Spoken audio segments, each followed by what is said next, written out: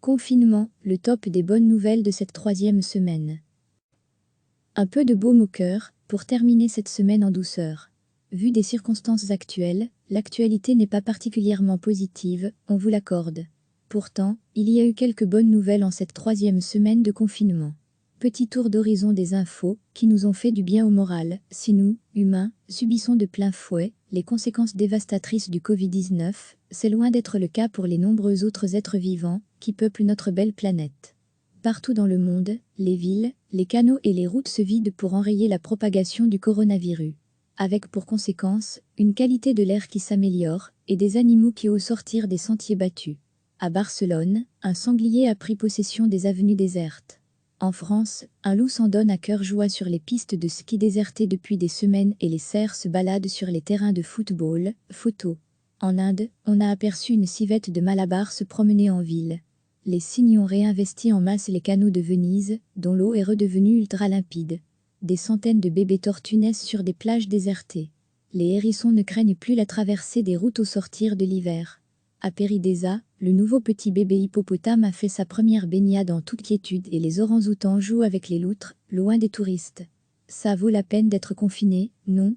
Complètement paralysé par les mesures de prévention, le secteur culturel fait preuve d'ingéniosité en cette période de confinement pour continuer à nous divertir. On a ainsi vu le musée Horta poster du contenu totalement inédit sur leurs réseaux sociaux, le groupe BTS, qui a annoncé son projet d'animer 30 leçons de coréen sous la forme d'une web-série, le désigné Charles Quezin qui propose de confectionner des origamis pour soutenir le milieu hospitalier, Bernard Werber qui joue au cadavre exquis avec ses fans sur Twitter, ou encore la création du tout premier festival, intitulé Dièse Je reste à la maison, qui a d'ailleurs débuté ce mercredi 1er avril et qui se tiendra jusqu'au 7 avril. Ce ne sont pas les seules initiatives, de nombreux artistes et acteurs culturels ont très rapidement adapté leur travail. Les livres sur Facebook, vos podcasts, expositions virtuelles, littérature en ligne, etc. submergent les réseaux sociaux depuis le début du confinement. Et ça fait du bien. Pour leur donner encore plus de visibilité, Wallonie-Bruxelles International, WBI, a même lancé le Dièse aux Confins de la Culture, ou Dièsac, à consommer sans modération. Parmi les bonnes nouvelles aussi, l'accessibilité aux plateformes diverses et variées, et le partage des connaissances sur les réseaux sociaux. Babel propose par exemple un mois de cours de langue gratuit pour les élèves et les étudiants confinés. Vous pouvez également désormais suivre des cours gratuitement dans les universités les plus prestigieuses. Et si vous aimez cuisiner, vous pouvez le faire avec les plus grands chefs ou suivre des cours en livestrant depuis London Borough Marquet. Le sport quant à lui est devenu hyper accessible et de nombreuses applications proposent des offres à moindre coût. On ne va pas se mentir, ça fait plaisir. On peut aussi apercevoir de temps à autre des nouvelles positives dans l'info, malgré les circonstances. Juste en cette fin de semaine par exemple, il a été annoncé que, et ça aussi, ça fait du bien. Degré, suivez en direct l'actualité en Belgique, en Europe, dans le monde et dans votre région sur www.rtbf.be/info et toute l'info tendance sur www.rtbf.be/tendance/. Un peu de baume au cœur, pour terminer cette semaine en douceur. Vu des circonstances actuelles, l'actualité n'est pas particulièrement positive, on vous l'accorde. Pourtant, il y a eu quelques bonnes nouvelles en cette troisième semaine de confinement. Petit tour d'horizon des infos, qui nous ont fait du bien au moral. Si nous, humains, subissons de plein fouet les conséquences dévastatrices du Covid-19, c'est loin d'être le cas pour les nombreux autres êtres vivants qui peuplent notre belle planète. Partout dans le monde, les villes, les canaux et les routes se vident pour enrayer la propagation du coronavirus.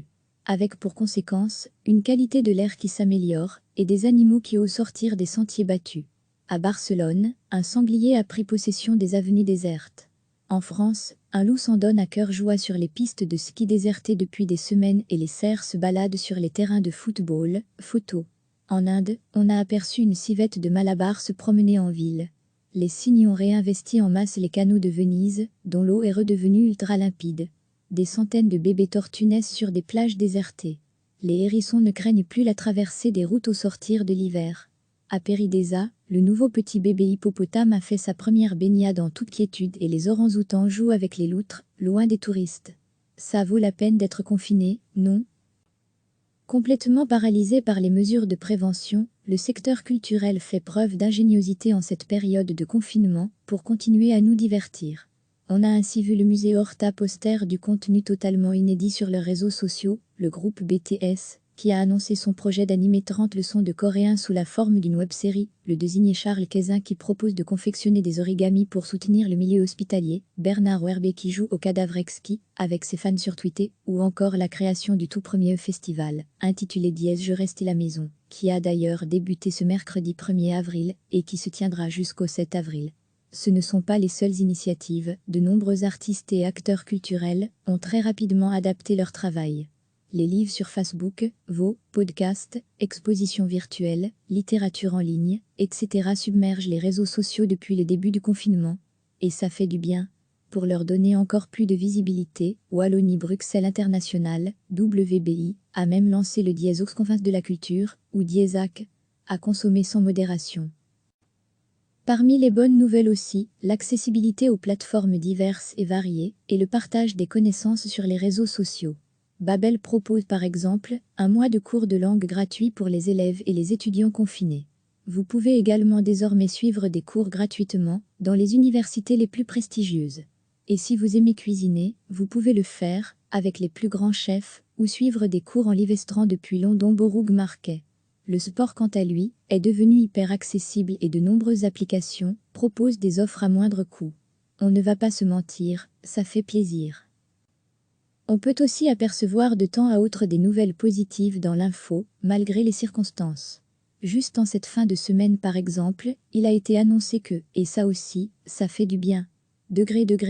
Suivez en direct l'actualité en Belgique, en Europe, dans le monde et dans votre région sur www.rtbf.be/info et toute l'info tendance sur www.rtbf.be/tendance/. Cliquez sur s'abonner pour recevoir les dernières nouvelles.